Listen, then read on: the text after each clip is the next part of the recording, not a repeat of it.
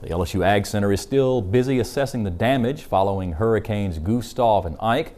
The folks at the AgCenter are taking a long, hard look at how input costs remain high as grain prices begin to fall.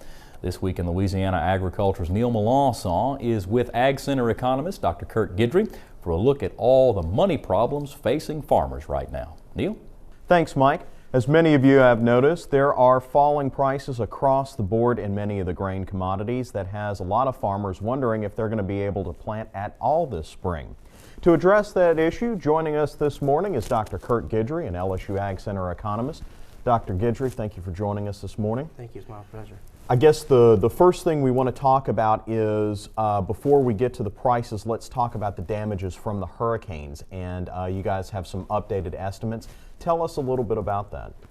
Well, initially when we came out right after the hurricanes, we came out with about a $600 million damage estimate to either quality or quantity losses, losses to revenue to agriculture and forestry.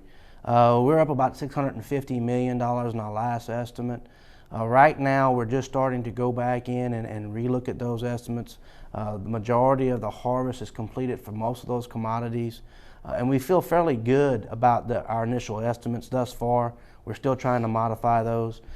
We've got some commodities that were devastated. When you look at things like cotton, you look at things like the sweet potato industry, pecans is another one that had significant losses.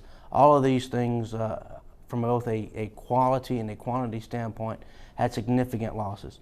Let me ask you briefly about fuel and fertilizer prices. That's the big thing that many farmers are talking about, especially in the wake of many of these commodity prices collapsing along with the stock markets.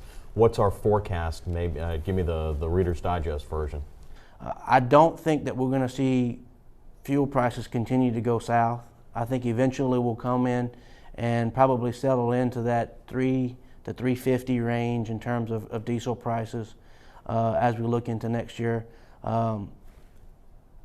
My projection right now, obviously that can change and does change pretty quickly as other factors come into the market. You look at nitrogen, that's really been the fertilizer that has had the biggest downturn in price here over the last month or so.